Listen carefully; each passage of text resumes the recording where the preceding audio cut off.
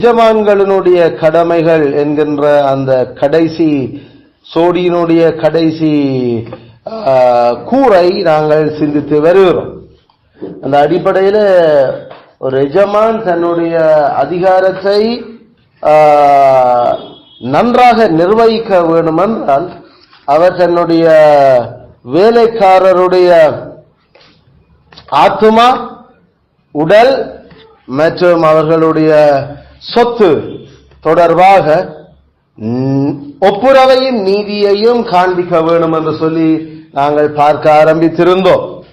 அந்த ஒப்புரவும் நீதியும் வேலைக்காரருடைய ஆத்துமாக்கள் தொடர்பாக முதலாவது காட்டப்பட வேண்டும் என்ற முதலாவது எப்பொழுதும் தேவனுடைய ராஜ்யம் அவருடைய நீதியும் தேடப்படுகிறது. பிற்பாடு வேலைக்காரருடைய உடலுக்கு நீதியும் ஒப்புரவும் செய்யப்பட வேண்டும் என்கிறதை நாங்கள் பார்க்க ஆரம்பித்தோம். அந்த உடலுக்கு செய்யப்பட வேண்டிய விடயங்கள் தொடர்பாக நாங்கள் குறிப்பாக வேலைக்காரருடைய உணவு, வேலைக்காரருடைய உடை, வேலைக்காரருடைய உழைப்பு, வேலைக்காரருடைய ஓய்வு என்று 4 விடயங்களில் அந்த ஜஸ்டிஸ் அண்ட் எக்விட்டி காட்டப்பட வேண்டும் என்றதை நாங்கள் பார்த்திருந்தோம். அதில் நாங்கள் உணவும் உடையையும் நாங்கள் வேதபூர்வமாக விளங்கியிருந்தோம். நாங்கள் இன்றைக்கு நாங்கள் வேலை அல்லது உழைப்பு தொடர்பாக நாங்கள் நீதியும் ஒப்புரவும் எப்படியாக செய்யப்பட வேண்டும் என்கிறதை வேதத்திலிருந்து நாங்கள் முதலாவது சிந்திப்போம். நேரத்துக்கு அமைய நாங்கள் ரெஸ்ட் அதாவது ஓய்வை பற்றி நாங்கள் சிந்திக்க கடந்து செல்வோம். அதில் நாங்கள் இந்த முதலாவது தலைப்பாக வேலைக்காரருடைய உழைப்பு மிதமாக இருக்க வேண்டும். வேலைக்காரருடைய உழைப்பு மிதமாக இருக்க வேண்டும்.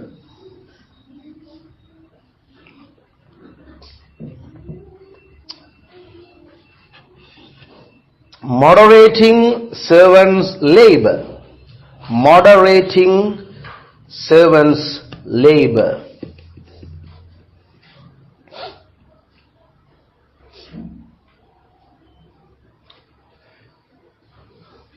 எங்களுக்கு தெரியும் வேலைக்காரர் அல்லது பணியாளர்களுடைய இடத்துக்கு, அதாவது பணியாளர்கள் என்ற அந்த நிலையில அவர்களுக்கு உழைப்பும் அதால ஏற்படுகின்ற பாடுகளும் வேதம் ஒதுக்கி இருக்குது.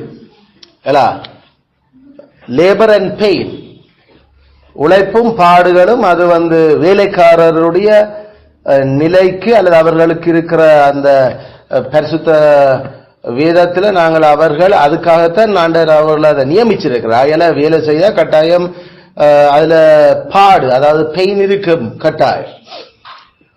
இது எஜமான்களுக்கு பெரிய அளவில் பெயின் இல்லை. என்று சொன்னால் அவர்களுடைய நிலையில அவர்கள்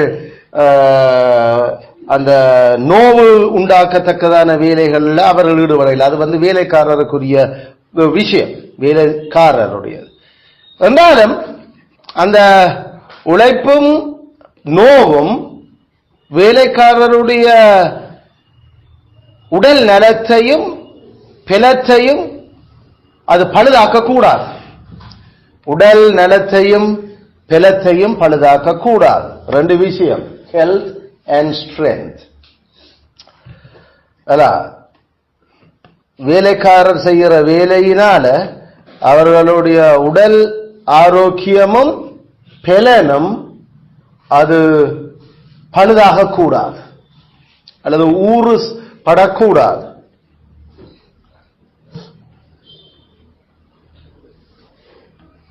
அயல எஜமான்கள் தங்களுடைய வேலைக்காரருடைய அந்த வேலையில அவர்கள் கொண்டிருக்கிற பாடுகள், அத பெயின், நோவுகள் தொடர்பாக 2 விடயத்தை அவர்கள் கவனிக்க வேண்டி இருக்கும். 2 விடயம். ஒன்று, வேலை மிதமாக இருக்க வேண்டும், வேலை மிதமாக இருக்க வேண்டும். 2வது, அந்த வேலைகளுக்கான கருவிகள் வழங்கப்பட வேண்டும். வேலை மிதமாக இருக்க வேணும். வேலைக்கான கருவிகள் வழங்கப்பட வேண்டும். இதனூடாகத்தான் வேலைக்காரருடைய உடல் ஆரோக்கியமும் சுகமும் வேலைக்காரருடைய பலனும் பழுதுபடாம அவர்கள் காக்க முடியும். அதில் முதலாவது விஷயம், வேலைக்காரருடைய வேலை அது மிதமானதாக இருக்க வேண்டும். Moderate labour, moderate labour, moderate labour மிதமாக இருக்க வேண்டும் என்று நாங்கள் சொல்லுறதினூடாக அவர்களுடைய பலத்துக்கு மிஞ்சி வேலை கொடுக்கப்பட இயலாது. அவர்களுடைய பலத்துக்கு மிஞ்சி வேலை கொடுக்கப்பட இயலாது.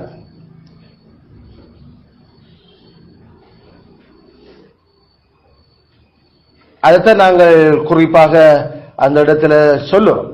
பலத்துக்கு மிஞ்சி வேலை கொடுக்கப்பட இயலாது. 1 சாமுவேல் 17:33, 1 சாமுவேல் 17:33 வாசிக்கிறேன் கேளு.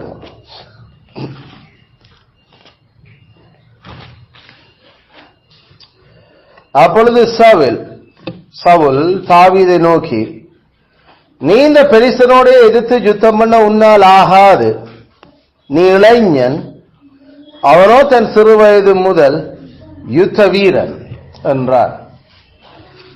சவுலனுடைய அந்த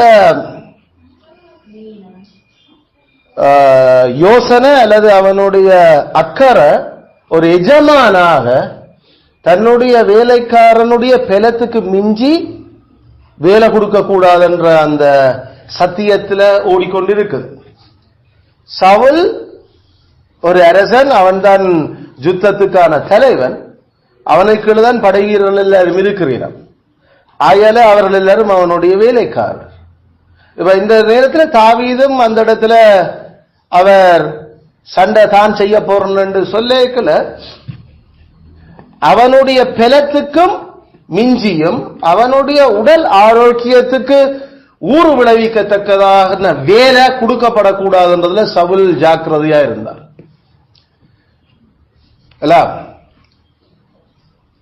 அதுக்கான காரணத்தை அவன் நிதானிச்சான்.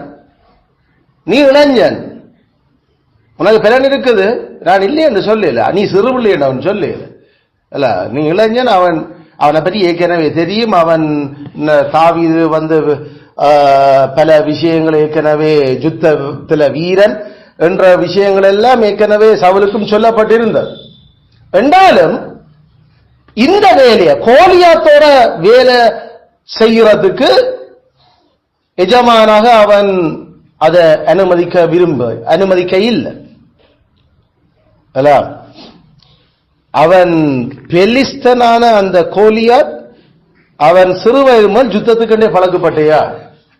அதனால தன்னுடைய வேலைக்காரன் போய் அவனோட அந்த வேலையில ஈடுபடைக்கல, கடைசியில அவன் உடல் ஆரோக்கியமும் அவனுடைய பிறனும் பழுதா போற விதமாக இது அமையும் என்றதுல அவன் கரிசனை எடுத்தான்.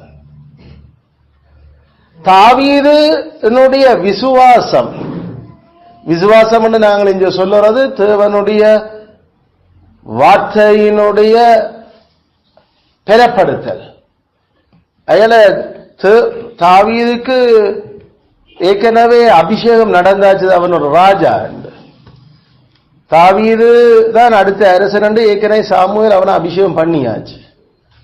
அதனால தாவீது இந்த இடத்துல நான் போய் அந்த பெலிஸ்தனோட சண்டை பிடிக்கணும்னு சொல்லல, அவன் கர்த்தர் தனக்கு ஏற்கனவே செய்திருந்த அந்த அபிஷேகத்தின் அந்த செயல்பாட்டின் மேல அவன் விசுவாசம் கொண்டுதான் இப்ப அவன் அதை நான் போறேன் என்று சொல்லுறான்.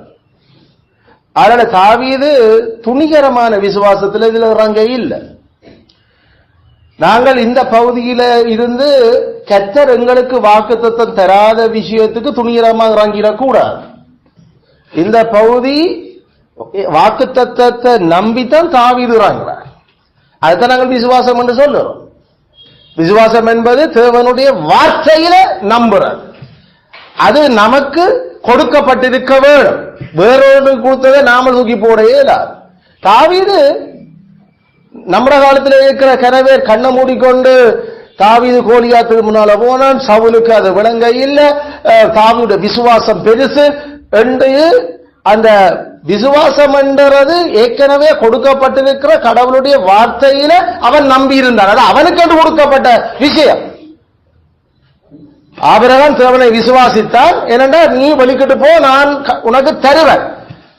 அதில் ஆபிரகாமுக்கு கொடுக்கப்பட்ட நீ வலிக்கிட்டு போ என்று சொன்னதை நாமளும் எடுத்து போட்டு நான் வலிக்கிட்டு போறேன்னு நாமளும் வேகம் வலிக்கிறது இல்லை. அது துணிகரமான விசுவாசம். அது துணிகரம், அது பாவகரம். துணிகரம் என்றது பாவகரம். பிரிசம்டிவ் ஃபெய்த். துணிகரம் என்றது அது பிசாசுத்தனத்துக்கு ஒத்த விஷயங்கள். அதில் சவருக்கு கொடுக்கப்படையில அந்த வார்த்தை, ஆனா தாவீதுக்கு கொடுக்கப்பட்டிருந்தது. இப்ப தாவீது தான் எந்த அடித்தளத்தில் தான் இப்ப இந்த வேலையை செய்ய போறது அவனுக்கு நல்லா விளங்கி இருந்தது. ஆனா சவுல் ஒரு எஜமானா அந்த யுத்த சூழல்ல தந்த வேலைக்காரன் போய் அவன் உடல் அழிவுக்கு அல்லது சாவுக்கு அல்லது ஏதோ ஒரு ஊறுபாடு வர்றத அவன் அதுக்கு இடம் கொடுக்க இல்லை.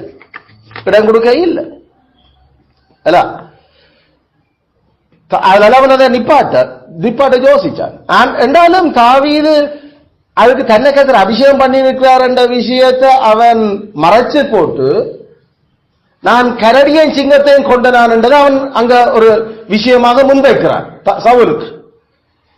அயல கத்தரன் அபிஷேகம் பண்ணினவர் அந்த விசுவாசத்தை அவன் சவுலுக்கு வெளிப்படுத்தவே இல்லை. ஏன்னா அது இது வேற பிரச்சனையா மாறிடும் அந்த நேரம். அதனால இதுக்கு முன்னுக்கு பெரிய சிங்கம் கரடி எல்லாத்தையும் ஆட்டுக்குட்டியை காப்பாற்றுறதுக்கு கத்தரனை பலப்படுத்தினவர். அதனால இந்த பெலிஸ்தரும் அப்படிப்பட்ட ஒரு மிருகம் மாதிரி தான். அதனால என்ன விடுங்கோண்டு அவன் அதுக்கான நிரூபணத்தையும் கொடுத்தான். சவுலுக்கு தேவை எவ்வளவு பலன் இருக்குது அது அடிவர்றதுக்கு. அந்த பலத்துக்கான நிரூபணம் அவன் கரடி சிங்கத்தினூடாக கொடுத்தான். ஆனா உண்மையில தாவீதினுடைய உண்மையான விஷயம் கரடி சிங்கம் இல்ல, கர்த்தர் கொடுத்த வாக்கு. கரடி சிங்கத்தை அடிச்சபடியா கோரிக்கத்தை போய் அடிக்கின்ற சொல்ற ஒரு மொட்டந்தலைக்கு முழங்காலுக்கு முடிச்சு போடுறது இல்ல. கரடி சிங்கத்தை கொண்டா வேற ஒரு ஜானை அடி. அதுக்காக அது யுத்தத்துக்கு பழக இல்ல கரடியின் சிங்கம். இவன் கரடி சிங்கம் மாதிரி எத்தனையோ கொள்றதுக்காக பழக்கப்பட்டிய மனுஷன் கோலியாத். அதனால இதுவும் கரடி சிங்கமும் வேற. அதுகள் மிருகங்கள், அதுகள் மூளையா யோசிச்சு வேலை செய்கிறதுகள் இல்லை. ஆனா இது கடவுளுடைய சாயல்ல படைக்கப்பட்ட பெரும் யுத்த சாமர்த்தியமான ஒரு மனுஷன். அதுல தாவீதுக்கு தான் போய் சண்டை பிடிக்கிறேன் சொல்லிருக்கலாம் அவன்ன்றது விசுவாசத்துல.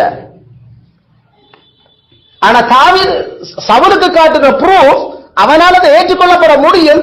அவர் அதைத்தான் எதிர்பார்க்கிற தந்த பெலன் மிஞ்சி தான் போறன்றது அவற்றை கன்சர்ன். அதனால அந்த பெலனுக்கு கரடி சிங்கத்தோட அடிபட்ட பெலத்தை அவன் ஒரு ப்ரூஃபா காட்டினான். ஆக தாவீதுக்கு அப்படிப்பட்ட ஒரு வாக்குறுதி கொடுபட்டிருக்காட்டி தாவீது கடைசி வரைக்கும் முயன்று இருக்க இயலாது. தாவீது அப்படி போயிருந்தா அவர் கட்டாயம் செத்திருப்பார். அதுல தாவீதுக்கும் கர்த்தருடைய வார்த்தைக்கும் இடையிலான தொடர்பு அப்படி இருக்கட்டும். ஆனா மனிதர் பார்க்கிற பிரகாரமா இப்ப அந்த குறிச்ச எஜமான் தண்ட வேலைக்காரனை தண்ட வேலை சம்பந்தமா அனுப்பேக்கல. அவர் பார்க்க வேண்டியது இவன் உடல் ஆரோக்கியமும் பெலமும் ஏற்ற வேலையோ அது அவ்வளவுதான். ஆயால வேலைக்காரருடைய இயலுமைக்கு மிஞ்சி அவர்களுக்கு வேலையை ஒதுக்குறது, கடைசியில அவர்கள் அந்த வேலையில தோக்குறதுக்கும் அவர்கள் அந்த வேலையை பேரமாக்கி அதுக்குள்ளே அவர்கள் மாண்டு போறதுக்கும் காரணமாக அமையும். வேலைய உடல் அந்த அந்த அந்த பிளத்துக்கு மிஞ்சி வேலை ஒதுக்குனா கட்டாயம் தே வில் ஃபெயில். அவர்கள் தோப்பினம் அந்த வேலை. அது நேரம் அந்த வேலையாலே சில வேளையில அழுத்தத்தில் அவர்கள் பழுதா போயிருக்கிறாங்க கடைசியில். அதில் நாங்கள் இந்த மாதிரியாக இதை கவனிக்க வேணும். யாராவது நாங்கள் எஜமான்கள் எங்களுடைய வேலைக்காரருடைய அபிலிட்டி, அவர்களுடைய இயலுமைய மதிப்பீடு செய்யாம வேலை ஒதுக்கினா நாங்கள் நியாய தீர்ப்பு நாளில் எதிர்பார்க்கலாம் சவுல் எங்களுக்கு எதிராக எழும்பி குற்றம் சுமத்துவார்.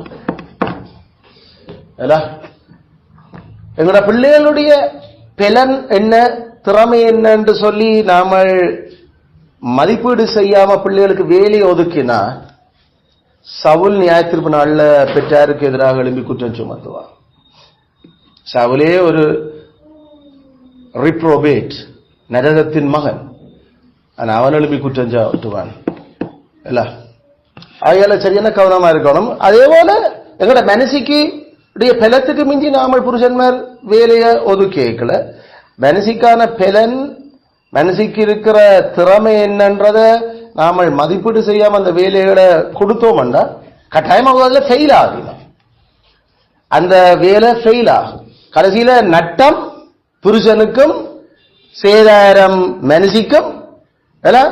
அதால மன உளைச்சலும் சமாதானமின்மையும் குடும்பத்துக்கு, இப்படி பல ரிபகேஷன்ஸ், பல விளைவுகளை நாங்கள் சந்திக்க வேண்டி வரும்.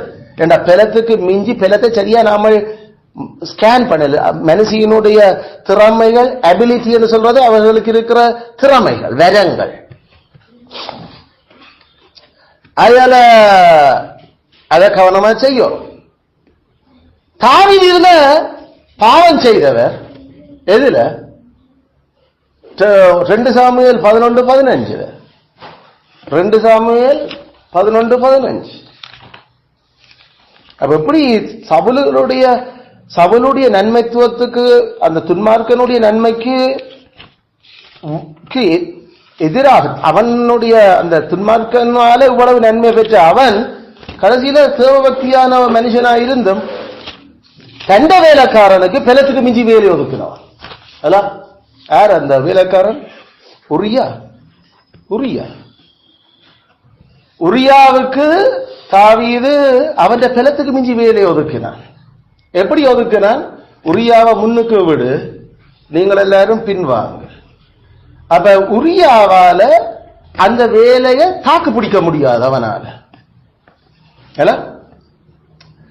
தண்ட வேலைக்காரனுடைய உடல் ஆரோக்கியத்துக்கும் அல்லது உடல் சுகத்துக்கு எதிரான ஒரு வேலையை கொடுத்து, உண்மையில அவன் நோக்கமே அவனை கொல்லணும் என்றது. இப்ப அதை எப்படி மூவ் பண்ணுற?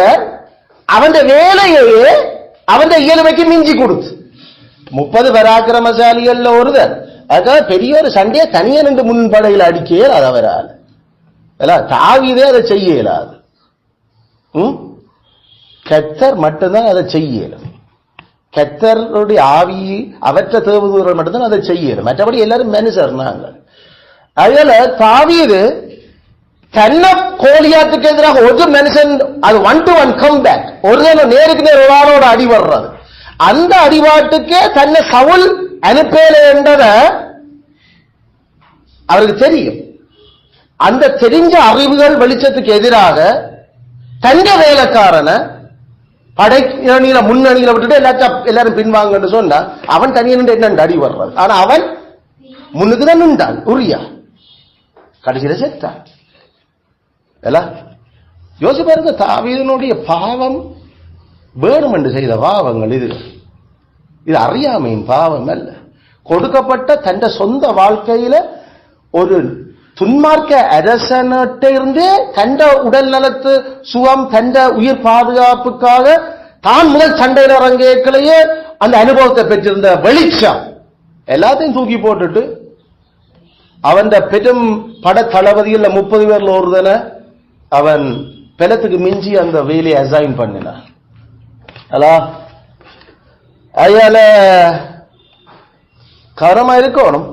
நாங்கள் ஏன் வேலை அசைன் பண்றோம் ஒரு வேலை தொழிலாளிக்கு? அந்த நோக்கங்களும் அதுல விஷயங்கள் இருக்குது, அதுவும் பாவம் தான். ஆனா எங்களுடைய விடயம், எங்களுக்கு வேலை செய்யற ஆட்களுடைய பலத்துக்கு மிஞ்சி வேலை ஒதுக்கினா அது மிதமான வேலை இல்லை. அது மிதமான வேலை இல்லை. என்ன நம்மள பார்வை அது மாடரேட், மிதமா இருக்கணும்னா கூடையும் வேண்டாம் குறையும் வேண்டாம், அளவா இருக்கணும் வேலை. அளவா இருக்கணும்னா அவனுடைய பலத்துக்கு அல்ல அவற்ற திறமைக்கு மெச்சாகிற மாதிரி அந்த வேலை இருக்கணும். அதுல ஒன்று அந்த நாம யோசிக்கிற மாதிரி அந்த பலத்துக்கு மிஞ்சி என்று சொல்ல சில நாம எங்களுக்கு இருக்கிற வரங்களுக்கு மிஞ்சி என்றதை மறந்துடுறோம். வரங்களத்தை நான் இங்க பலன் என்று சொல்லுறேன். வரத்துக்கு மிஞ்சி பிள்ளைய குறிப்பிட்ட ஒரு துறைக்குள்ள நாம தள்ளினா நாங்கள் அவர்களுடைய உடல் நலத்துக்கும் அவர்களுடைய பலத்துக்கும் நாங்கள் பலத்தை பழுதாக்க தொடங்குறோம். வரமில்லாம ஒரு வேலைக்களை நாம ஒரு ஆக்களை தள்ளேக்கல்ல, அதை நாம பெரிய நாங்கள் எஜமான்களா இருந்து அதை செய்யக்கல, பெற்றாரா எஜமான செய்யல, வரம் இல்லாம கொடுக்கறது இந்த பாவம் ஏன்னா அது அவங்களோட பலத்துக்கு மிஞ்சி போச்சது. உண்மையில அதுக்கான பலமே சரியான குறைவு.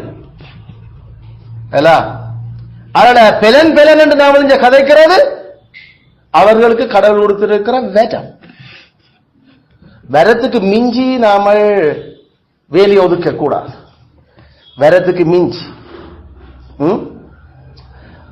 ஜோவாப் தான் படத்தளவர், உரியா இல்ல. ஜோவாப் வேணும்னா முன்னுக்கு நின்று அவனுக்கு தெரியும் எப்படி அதை கையாளணும். ஆனா உரியாக்கு அதை அப்படி கையாளுறதுக்கு அவர் படத்தளபதிக்குரிய அந்த வரம் கொண்டிருக்கிற ஆள் இல்லை. அதனால தாவீது மிசரபிளி ஃபெயில்ட், மிகவும் மிகவும் பாரதூரமாக பாவம் செய்தார் இந்த விஷயத்துல. ஒரு எஜமான தன் ஊழியனுடைய பலத்துக்கு மிஞ்சி வேலை கொடுத்தார். பரிசுத்தவான் தேவ மனுஷன், அதெல்லாம் ஆண்டர் இதெல்லாம் கணக்கு போட்டுட்டு தான் வச்சு செய்தார் தாவீதுக்கு. எத்தனை பிரச்சனை இந்த விஷயங்கள் ஓடுது. அப்ப இத அவன் ஒரு எஜமான் வேலைக்காரன் என்ற ரீதியில பார்க்கல எவ்வளவு படுபாரதூரமான ஒரு குற்றச்செயல். உண்மையில எஜமான் கொல்லப்பட வேணும். ஒரு மாடு முட்டினாலே தெரிஞ்சா பிறகு ரெண்டாந்திர முட்டை எஜமானும் அதுக்குரிய விஷயங்கள் அல்லது ஒரு கட்டத்தில் அவர் கொல்லத்தான் பட வேணுமெண்டா இது வேணும் என்று தெரிஞ்சு அவனுக்கு பலனில்லை என்று தெரிஞ்சு முன்னுக்கு விட்டா தாவீது கொல்லப்பட வேண்டிய ஆள். அதனால கர்த்தர் தாவீது சொன்ன இவன் பாவத்தை கர்த்தர் எண்ணாம போறாரு, அவன் பாக்கியவன். இவன் பாவத்தை கர்த்தர் அப்படியே பிடிச்சி சாட்டுதல் செய்யாம விடுறாரு. அதுக்குதான் கிறிஸ்து இருக்கிறார். கிறிஸ்து அவ்வளத்தையும் அவர் தாங்கினார். இதே தாவீதுக்காக.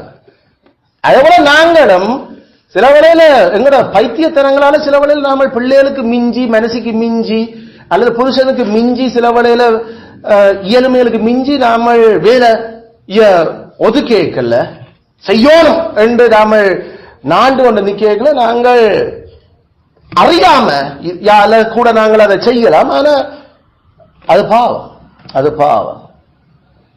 நாமளே இது எஜமான் தான் அப்படி செய்கிறது, எஜமான பாவம். இது நாமளே எங்களை பலத்துக்கு மிஞ்சி இறங்கினா தன்னால தான் கேட்டா அண்ணாவி என்ன செய்வான்டா வளமொழி மாதிரி நாமளே எங்கட வரம் தெரியாம எங்களுடைய இயலுமையில் தெரியாம எங்களுக்கு மிஞ்சின விஷயத்துல தலையிட்டு போட்டு எவ்வளவு நாம பாரதூரமா இதை தோப்போம். அயல அத போல ஒரு முட்டாள்தனம் இல்லை, பைத்தியக்காரத்தனம்.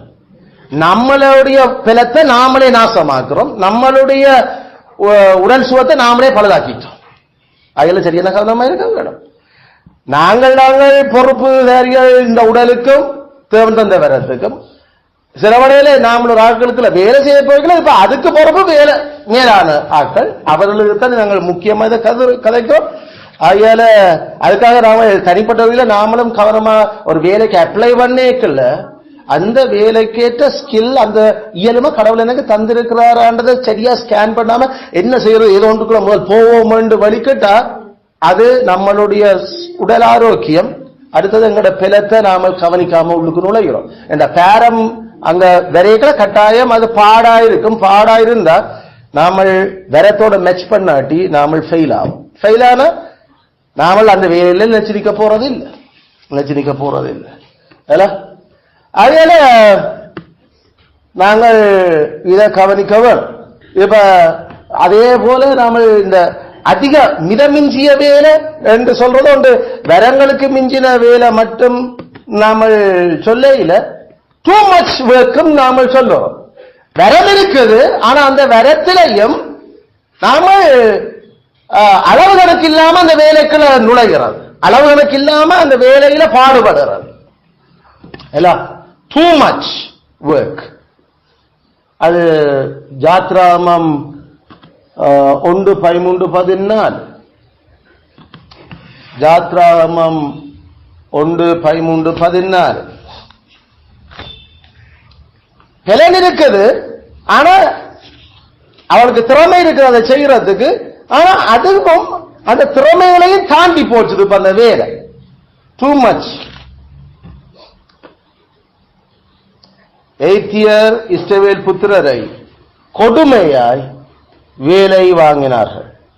சாந்தும் செங்கலுமாகிய இவைகளை செய்யும் வேலையினாலும் வயலில் செய்யும் சகலவிதமான வேலையினாலும் அவர்களுக்கு அவர்கள் ஜீவனையும் கசப்பாக்கினார்கள். அவர்களை கொண்டு செய்வித்த மற்ற எல்லா வேலைகளிலும் அவர்களை கொடுமையாய் நடத்தினார். அப்ப இந்த வயல் வேலை, செங்கல் வேலை எல்லாம் மற்றது வேற எந்த வேலையிலையும் அது அவர்களுடைய இயலுமைகளுக்குள்ளதான் இருந்தது, அவர்களுக்கு அது மெச்சாகுது. ஆனா கொடுமையா வேலை பண்றது அங்க அது டூ மச், டூ மச். அப்ப என்னென்ன அது டூ மச் என்றது தெரியும், உடல் ஆரோக்கியம் கெடுதல். என்ன டூ மச் என்று தெரியும், அவர்களுடைய பலன் அது செலவழிஞ்சு போகைக்குள்ள அவர்களுடைய தொய்வுகள், அதுல ஏற்படக்கூடிய அறிகுறிகள் எல்லாம் எங்களுக்கு தெரியும். நாம ஒரே கதிரையிலிருந்து வேலை செய்யறதாலும் தொடர்ந்து நாம இருக்க இருக்க நமக்கு நேரி மூட்டுகள் எல்லாம் நோக உடைய தொடங்குனா அப்ப எங்களுக்கு தெரியும் நம்ம டூ மச், எங்களோட இயலுமை தான் அந்த வேலை. ஆனா நம்ம பிளத்துக்கு அதிக வேலை கொடுக்க தொடங்குறோம். அதனால கண் நமக்கு எங்களோட இயலுமைக்கு ஏற்ற வேலையில நாம் ஈடுபடுறோம். ஆனா கண் எங்களுக்கு போ சரியா நோவ தொடங்குதுண்டா நாம அந்த நேரம் அந்த வேலை அது டூ மச்சா போச்சு. ஏன்னா எங்களுடைய உடல் அதை இனி தாங்கிறதுக்கு பதிலாக அது எங்களுக்கு பலன் செலவழிஞ்சு போகுதுன்றதை காட்டுது. அப்ப திருப்பி என்ன உடனே ஸ்டாப் பண்ணி நாம அதை பலத்தை திருப்பி ரீகெயின் பண்ண வேண்டியிருக்கு, அதை திருப்பி புதுப்பிக்க வேண்டியிருக்கு. அக்கா இனி அந்த வேலையை செய்கிறதுன்றதுல வேலை கூடி போச்சு, வேலை கூடி போச்சு. நின்று நாம வேலை செய்து கொண்டிருக்கிறோம், எங்களுக்கு தெரியுது துட காலெல்லாம் உழைய தொடங்குது சரியா. அப்ப தென் எங்களுக்கு தெரியுது டூ மச் ஒர்க்கா போச்சு. எங்களுக்கு பலன் இல்லை என்ற அர்த்தம் அல்ல, பலன் செலவழிஞ்சு போச்சு அன்றைக்கு. அதுல குறிப்பிட்ட நேரத்தில் அதிகப்படியான வேலையை கொடுக்கிறதும் பாவம் எஜமான, அது அவங்களுக்கு பொருத்தம் தான். ஆனா வேற கூடி போச்சு. அது எப்படி தெரியுது, அவர்களுடைய ஆரோக்கியம் பலன்ல பிரச்சனை ஏற்படுகிறத வச்சு. சில பிள்ளைகளுக்கு நாங்கள் படிப்பிக்கல அவர்களுடைய பலன் குறையுதுன்றது எப்படி தெரியுது, நல்லா செய்து கொண்டிருக்கிற விஷயம் கணக்கு பெரும் கணக்கு பெரிய கஷ்டமான இதெல்லாம் மற்ற நாடுகள் எல்லாம் செய்து கொள்ற இப்ப கொஞ்சம் அந்த அந்த கணக்கு அல்லது அந்த விஷயத்தை நாம சொல்லி கொடுக்க ஏறுது நடக்கண்டு. அப்ப என்ன அர்த்தம், நாம அதுக்கு முன்னுக்கு அடிச்சிருக்கிறோம், அதுக்கு பேசி இருக்கிறோம், இப்படித்தான் எல்லாம் காட்டுறோம். ஆனா ஒரு கட்டத்துக்கு சிம்பிள் விஷயமும் இப்ப ஆளால அப்சர்வ் பண்ணி நாம உள்ளுக்கு எடுக்கலாம இருக்கு. என்ன கூட நாங்கள் என்ன செய்ய இதை நிப்பாட்டு மூடி வச்சு போட்டு எழும்பது நாளைக்கு பார்க்கலாம் என்ன நாங்க சொல்லுவோம். எங்களுக்கு தெரியுது பிள்ளையோட மூளை அதுக்கு மிஞ்சி அதை எடுக்க யோசிக்குது இல்லை. அதை போட்டு குத்து குத்துனாப்படியா பிள்ளைக்கு அது ஏறுமண்டு அது இன்னும் நாம உடலை பாதிக்க போறோம். இது நான் சொல்லுறது ஏற்கனவே மற்ற நேரங்கள அந்த பாடம் அல்ல அந்த கணக்குல டக்கண்டு லேசா பிடிக்கிறோம் இல்லை. அப்ப மேபி அந்த குறிப்பிட்ட நேரத்துக்கு முன்னுக்கு அல்லது அந்த அந்த நேரங்கள்ல பிள்ளையினுடைய மூளை வேற விஷயங்களால களைச்சு போயிருக்குது. களைச்சு போனா அது அது சின்ன விஷயம் டக்குன்னு ஏறுது இல்லை. அதால உடனே ஸ்டாப் ரெஸ்ட் தேவை. அல்லது நாம படிக்கிற பாடங்கள் 3-4 மணித்தியாலம் படி இருந்தென்று சொல்லேக்கல. இந்த லீவு நாள்ல காலம 4 பின்னர் 4 மணித்தியாலம் இருந்த படிக்க தமிழும் ஒரு பாடம் 1 மணித்தியாலம் படி இதுல செய்ய என்று சொல்லேக்கல. நாங்கள் மூளைய கலைக்க விடாம இருக்கிறதுக்கு நாங்கள் வித்தியாசமான பாடங்களை மாத்தி மாத்தி செய்ய சொல்லுறோம். அப்ப சயின்ஸ் 1 மணித்தியாலம் படிச்சு கொண்டிருக்கு, இல்ல அடுத்த அலையும் அப்படியே படிக்கணும்னு நாங்கள் சொல்லல. இல்லைண்டா அந்த மூளைக்கு அந்த பாடத்துறையை அது எடுக்க எடுக்க எடுக்க சில வேளையில அதுக்கு மிஞ்சி அது கலைச்சு போகும். அப்ப கொஞ்சம் ரிலாக்ஸாக ஒரு கீறு ஆட்ட செய்ய அல்லது சித்திரத்தை வர அல்லது மியூசிக்க பாடு அந்த அப்ப மூளைக்கு அதிக பேரம் இல்லாம கொஞ்சம் ஃப்ரீ ஆக்குற மாதிரி அடுத்த வாரத்தை மாத்தி கொடுக்கிறோம். அப்ப இதெல்லாம் எஜமான்களுடைய கவனம் தங்களுடைய வேலைக்காரருக்கு டூ மச்சா இந்த ஒர்க் போயிடக்கூடாது குறிப்பிட்ட நேரத்திலே. ஆனா அதுதான் 4 மணி நேரம் படிக்காம இருக்கிறது இல்லை, படிச்சே ஆகும். அப்ப அதுதான் அது ஸ்கில்ஃபுல் மாஸ்டர்ஸ் இல்ல, அது சரியான கவனமாக ஞானமுள்ள எஜமான்கள் அத பழைய புதிய விசேஷங்கள மாத்தி மாத்தி கொடுத்து அதை ஆக்களை அதை படிப்பிச்சு கொடுக்கிறோம். அதே மாதிரி ஏண்டா ஏன் பழையதிலேயே மட்டும் படிப்பிக்க கூடாது, ஏண்டா ஒரு கட்டத்துக்கு பிறகு அது டூ மச் ஆயிடும் எங்களுக்கு. அதனால நாங்கள் அதை மாறி மாறி அதை நாம கொடுக்கோம். இல்ல சில பிரேக் அல்லது நாம சரி நீங்கள் 2 மணிக்கு அப்புறம் ஒரு 15 மினிட்ஸ் 20 மினிட்ஸ் சரி கொஞ்சம் எழும்பி நடந்து ஏதாவது சரி நீ விளையாட போறதோ அல்லது ஒரு இதை செய்துட்டு வா ஒரு எக்ஸசைஸ் செய்துட்டு ஓடியா என்று சொல்ல ஒரு ஏனடா எங்களுக்கு தெரியுது அது டூ மச்சா போகும் பிள்ளைகளுக்கு. விளங்குதோ? இருந்தாரா மேசில இதரா என்று சொல்லுவதால விஷயம் இல்லை. ஏண்டா அவர்களுக்கு வரமிருக்கு தெரியும், ஆனா அந்த வரங்களும் டூ மச் அதிகப்படியான வேலையால நிரப்பக்கூடாது. அது கொடுமையா போகும், கடைசியில அது கொடுமையா வேலை வாங்குறதாக இருக்கு. அதனால நமக்கே தெரியுது என்ன இவ்வளவு ஈஸியா செய்யறது, ஏன்னு இப்ப கொஞ்சம் ஏறுது இல்லையேண்டா டக்கண்டு நாங்கள் படிக்கல இருந்த டக்கண்டு அந்த நடுராத்திரியில நாம என்ன செய்யறோம் படிக்கிறோம். அப்ப பாட்டு அண்டட்ட பாட்டு ஹம் பண்ணி அல்லது ஒரு பாட்டை படிச்சு எங்களுக்கு அந்த ரிலாக்ஸ் ஆகுது.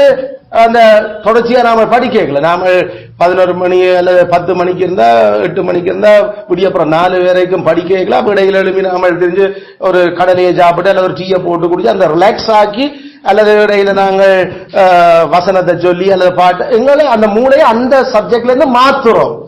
ஏனண்டா எங்களுக்கு அது எடுக்குது இல்லை உள்ளுக்கு மூளை.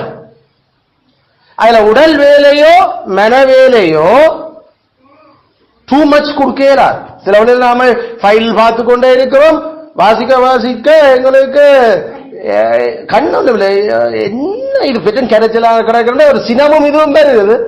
அப்ப சில சரி நீ காணும் மூடி வச்சுட்டு ஓகே நாளைக்கு பார்ப்போம் நீ ஒன்றும் செய்யல ஏல நாங்கள் எழும்புறோம். ஏன்னு சொன்னா அன்றைக்கு அதினதின் பாடு அன்றைக்கு போதுமா கிடக்கு ஏல, அதுக்கப்புறம் நமக்கு எடுக்காது. அதுல எகிப்தியர் டூ மச் ஒர்க் கொடுத்துச்சுன்னா அதனால நாங்க சொல்ற வேலைகளை நாம கொடுக்கைகளை சரியாக மிதமாக கொடுக்க வேணும். அவருடைய பலன் அவர்களுடைய உடல் ஆரோக்கியம் கெடுபடாம இருக்கிறதுக்கு.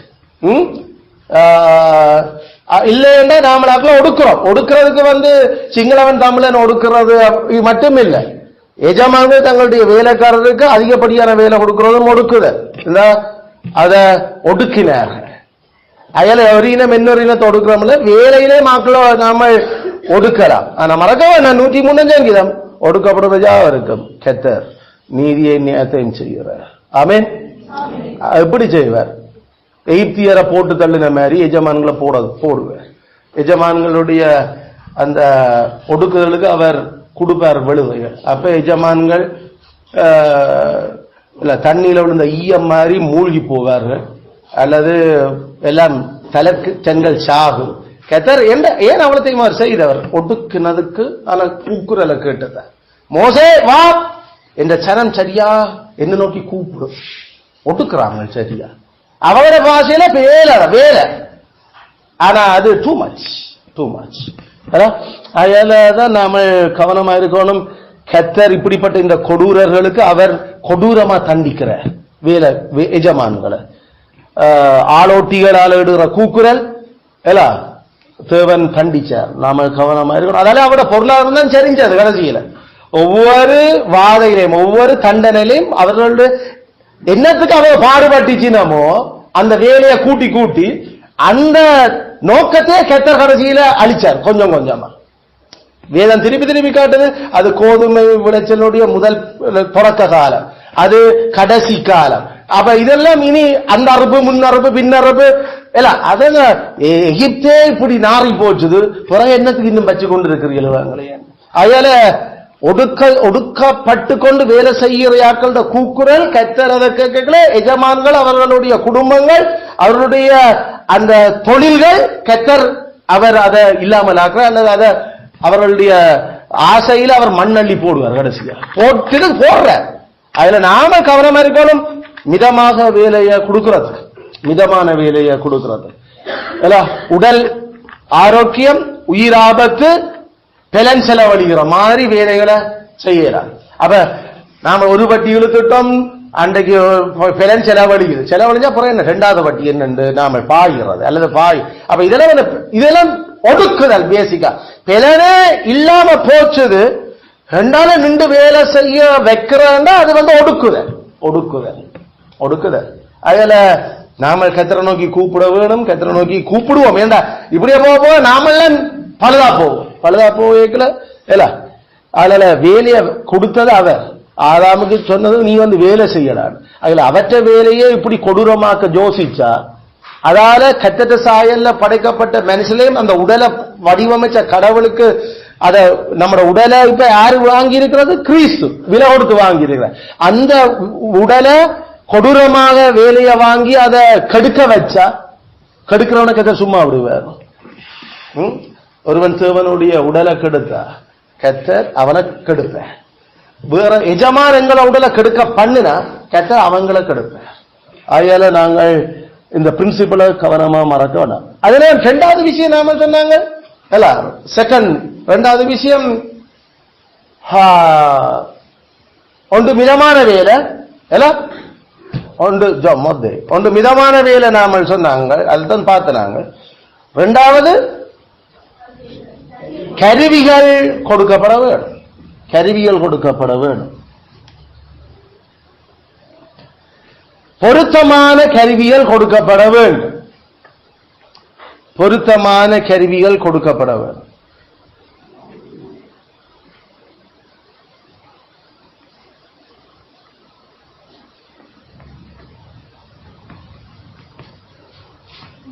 Fit means and கருவிகள். Fit means பொருத்தம். Fit means for servants work. பொருத்தமான கருவிகள் கொடுக்கப்பட வேண்டும். இதை நாங்கள் சவுலில் இருந்தான் படிக்கிறோம். 1 சாமுவேல் 17:38 1 சாமுவேல் 17:38 வாசிக்கிறேன், கவனித்துக் கொள்ளுங்க.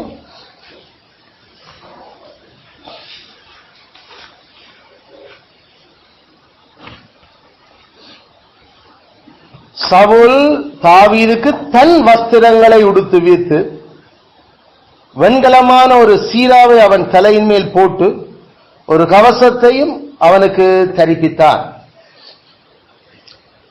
போர் என்று சொன்னா போருக்கு போறையாக்கள் என்ன உடுத்த வேணும் என்று படிச்சு கொண்டிருக்கிறோம். 6 போர்க்களங்கள் கட்டாயம் தேவை. போருக்கு போறேன் என்று போட்டு கையை விசுக்கி கொண்டு வரதும் போயிடாது. கத்தர் அப்படிப்பட்ட முட்டாள்களோட இருக்கிறதும் இல்லை. போரண்டா அதுக்குரிய கருவிகளுள் தேவை. இஸ்ரவேலர் கருவியல் வச்சிருக்காதபடிக்கு பெலிஸ்தியர் அவங்க எல்லாத்தையும் பொருளாதார தடை விதிச்சிருந்தாங்க. நமக்கு பெட்ரோல் மண்ணெண்ணெய் சாப்பாடுகள் எல்லாம் தடை விதிச்சிருந்த மாதிரி. ஏன்னா அந்த கருவிகள் வந்துச்சுன்னா இங்க விடுதலை புலிகள் போராளிகள் தங்களுக்கு ஏற்ற மாதிரி இன்னும் குஷியா இருந்து இன்னும் நிறைய அதை வச்சே தங்களுக்கு எதிராக சண்டை பிடிச்சிருவாங்க. அதே மாதிரி பெலிஸ்தியரும் செய்தாங்க. இரும்பு கொல்ல வேலைகள் செய்கிற அந்த ஈட்டி வாள் அதுகள் செய்யத்தக்க எந்த மெட்டீரியலும் இருக்கேலாது இஷ்டவேல அப்படி ஆக்கினார். அதனால அவங்க தானியங்கள் வச்சாங்க. சென்ட்ரி என்ன சாமான் போகுது, என்ன நடக்கு, நமக்கும் அப்படியே நடக்கு. வெளியில காட்டு, என்ன வச்சிருக்கிற, என்ன கொண்டு போற, என்னதுக்கு உனக்கு மட்டும் இந்த அளவு லிமிட் பண்ண நாங்கள் இவ்வளவுதான் கொண்டு போகலாம் என்ற ஈவன் மருந்துகள் கூட கொண்டு வரையாது. ஏன்னா நீங்கள் சண்டை பிடிச்சு பிறகு அதால காயப்பட்டோன்னா இந்த மருந்தை போட்டு திருப்பி சுகமாகி திருப்பி அடிபட வருங்க. இப்படித்தானே நடந்தது. அதனால ஸ்ரீலங்கா ராணுவம் செய்தது. அதில் இப்படிப்பட்ட இந்த விஷயங்கள் அப்படிப்பட்ட ஒரு சூழ்நிலையில நாம என்னத்தை கொண்டு போறோம்? ஒன்றும் கொண்டு போகல. இருக்கிற கோடாலி மண்வெட்டியை தான் தூக்கணும், வேற ஒன்றும் செய்யல. அதனாலதான் இஸ்ரவேலர் கையில ஒரு டைம் ஈட்டியும் வாளும் இருந்தது இல்லை. அது ஜோனத்தானிட்டி ஒன்று, சவுலிட்டி ஒன்று மட்டும்தான் இஸ்ரவேலில். மற்றவங்களோட வீட்டுல மண்வெட்டியும் அலவாங்கம் கடற்பாறையும் பிக்கானும் அதுகளும் தான் இருந்தது. அப்ப சண்டைக்கு அவங்க அதுல தான் தூக்கி கொண்டு போறது. ஏன்னா இருக்கிறது வேற என்னத்தை செய்யணும்? அவங்க அதை விட்டு போட்டு கிட்ட ஒரு இதுவும் இல்லை, நாங்கள் சும்மா வாரம் வேற இல்லை, இருக்கிறத தூக்குறாங்க. ஆக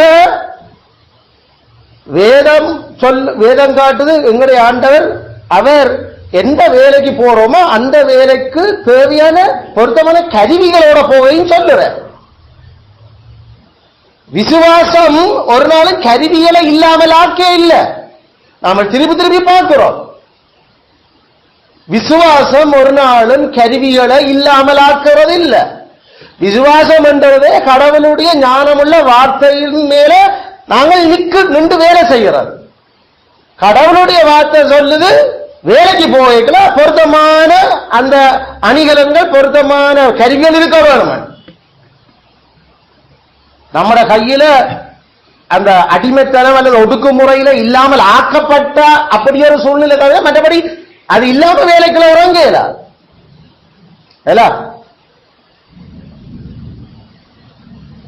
அதுல அப்போஸ்தலனாகிய பவுலுக்கு ஆண்டவர் சொன்னார் 276 பேர் கப்பல்ல ஓடிய உயிர் சேதம் ஒருவனுக்கும் வராது, நீ சீசாருக்கு முன்னால நிக்கணும், அதனால பயப்படாம இல்ல சாப்பிட சொல்லு, நீங்க நிப்பிய. அதெல்லாம் சொன்ன கர்த்தர் எனக்கு சொன்னவர், அதனால சாப்பிடுவோம். கர்த்தர் வசனம் குறிப்பிட்ட ஆளுக்கு தனித்துவமாக கொடுபட்ட அந்த வாக்குறுதியில காலடியை நிப்பாட்டி கதைக்கிறார். அதனால உயிர் சேதம் ஒருவருக்கும் இல்லைன்னு சொன்னவர், அதனால உயிர் சேதம் வராது, பொருள் சேதம் வரும், ஒன்றும் செய்யலாது. எப்படி உயிர் சேதம் வராம காக்கிறது? கப்பல் உடனே முன்னணியை முடஞ்சு போச்சு. இப்ப எல்லாரும் கடல்ல இருந்து கொஞ்சம் தூரம் தான் கடலுக்கு மிதக்குறாங்க, கடலுக்குள்ள போறாங்க, உடஞ்சு. கர்த்தர் சொன்ன ஒரு உயிர் சேதம் வராது, எல்லாரும் ஜபம் பண்ணுங்கள் என்று சொல்லலையே அவன். அது அவன் ஜபிச்சு கொண்டு இருக்கிறான். வந்திருக்கிறதுல அவிசுவாசி. விசுவாசிகள் தான் ஜபத்தோட அடுத்த ஸ்டெப் சொல்லி இருப்பான். ஏண்டா கடவுளுடைய மக்கள் இருந்தா கட்டாயம் கர்த்தரை நோக்கி கூப்பிட்டு கொண்டு அடுத்த வேலையில செய்யும். அதனால நீந்த கூடியவன் நீந்தி போ. என்ன கொஞ்சம் ஒரு கர்த்தர் சொன்ன ஒரு உயிர் சேதம் பெறாண்டு அவர் அப்படியே தூக்கி கொண்டு போகணும்டா எதிர்பார்த்தேன். விசுவாசம் நீச்சல் திறமைய இல்லாமல் ஆக்க இல்லை, நீஞ்சிதான் கரை சேரும். நீச்சல் தெரியாதவன் உடஞ்ச கப்பல் துண்டை பிடிச்சு கொண்டு மிதந்து கொண்டு போயிச்சு. சேச்சி உங்களை தூதரை அனுப்பி அவரோட தூக்கி கொண்டு பாருங்க, நீங்க பயப்பட வேண்டாம் என்று பவுலாங்க விசற்கதை கதைச்சு கொண்டு இருக்கீங்க. அதுக்கு பேர் விசற்கதை, பைத்திய கதைகள். வேதம் அப்படிப்பட்ட பைத்திய கடவுளை பற்றி எங்களுக்கு சொல்லி தெரியல. அவர் மகாஞானம் உள்ள ஆண்டவர், அவர் ஒன்றுமில்லாமல் என்று படைத்தவர். ஆனா மனுஷனை படைக்கிறதுக்கும் அவர் படைச்சல் என்று அவர் உருவாக்கிறார். மனுஷனை ஒன்றுமில்லாமல் என்று அவர் உருவாக்க இல்லை, மனுஷனை மண்ணிலால தான் உருவாக்கிறார். படைச்சத மண்ணிலே தான் அவர் உருவாக்கிறார். அதுல அதுவும் அற்புதம் தான். பல விஷயங்கள் படைப்பில அவர் தொடக்கத்து ஒன்றும் இல்லாமல், ஆனா பிறகு அவர் மண்ணிலிருந்து மரத்தை கொண்டு வந்தார். அவர் அதுக்கான அந்த கருவி இல்லாம ஒரு விஷயத்தை கொண்டு வர இல்லை. வெளிச்சத்தை உண்டு பண்ணினவர் ஒன்றும் இல்லாம. ஆனா இப்ப பூமிக்கு வெளிச்சம் கொடுக்கிறது கருவியை உருவாக்குறார், அது சூரியன். அதனால நாம கவனமா இருக்க வேணும். நான் தெய்வ சுகத்தில் இருக்கிறேன், தெய்வீக சுகம். இப்ப அந்த பைத்திய தன்மை டிவைன் ஹீலிங், நான் கத்தரிட்ட மண்டாடி கூட நான் மருந்தெடுக்கிறது இல்லை. அப்படிப்பட்ட ஒரு விதமான அந்த தன்மை, அது அது அது ஒரு விதமான மூடத்தனம். அது பைபிள் அப்படி ஒரு விஷயம் இல்லை. வேதத்தை சாதாரணமாக தெரியும். நோயாளிக்கு தான் வைத்தியம் தேவை என்று அவரே சொன்னவர். நோயாளிக்கு தான் வைத்தியம் தேவை. நோயாளி என்னை நோக்கி கூப்பிடு சொல்லிக் கொண்டிருக்கு பைபிள் அப்படி ஒரு வசனமும் இல்லை. அப்ப இது என்ன இந்த பைத்தியம் உருவானது? அவர் குறிப்பிட்ட தான் தேவகுமாரன் மெசியா என்பதை நிரூபிக்கிறதுக்காக செய்த அந்த அற்புதங்களை இல்லை நினைச்சு கொண்டிருக்க. இப்ப கடவுள் தங்களுக்கு அப்படி செய்கிற இப்ப கிறிஸ்து தான் தேவகுமாரன் நிரூபிக்க வேண்டிய அவசியம் என்ன? ஒரு அவசியம் இல்லை. அவர் ஏற்கனவே நிரூபிச்சுட்டார், அதை எழுதி தந்துட்டார். யோவான் 20 கடைசி 21 கடைசி 20 கடைசி. அதனால இதை நீ வாசிச்சு நீ விசுவாசிச்சு நித்திய ஜீவனப்பட. அது போட்டு எனக்கு சுவந்தாரும் அல்ல பாஸ்டர்ட தண்ணி செவிச்சு கொண்டு வந்து கூடு என்று சொல்லி பவுலப்போஸ்தலனுடைய உருமால்களை பேதுருவனுடைய நிழல் பட்டு இப்படி பல விஷயங்கள். அப்ப பாஸ்டர் இருக்கா வரட்டும், அவன் அப்போஸ்தலன் என்றதுக்கான அந்த தனித்துவமான நிரூபணங்களுக்காக அது செய்யப்பட்டது. அதை அப்படியே காப்பி பண்ணி நம்ம காலத்தில் யூஸ் பண்றதுக்கு வேத மதங்களுக்கு எழுதி தர இல்லை. அதனால விசுவாசம் ஒரு நாளும் கருவிகளை இல்லாமலாக்காது. விசுவாசம் ஒரு நாளும் கருவிகளை இல்லாமல் ஆக்குறது இல்லை. ஆகையால நாங்கள் ரட்சிக்கப்பட வேணுமோ? போதகர் மேய்ப்பர் என்ற கருவிதான் கட்டாயம். போதர் மேய்ப்பர் இல்லாம குமாரனுடைய சாயலுக்கு ஒப்பாக எந்த மனுஷனும் பூரணராக முடியாது.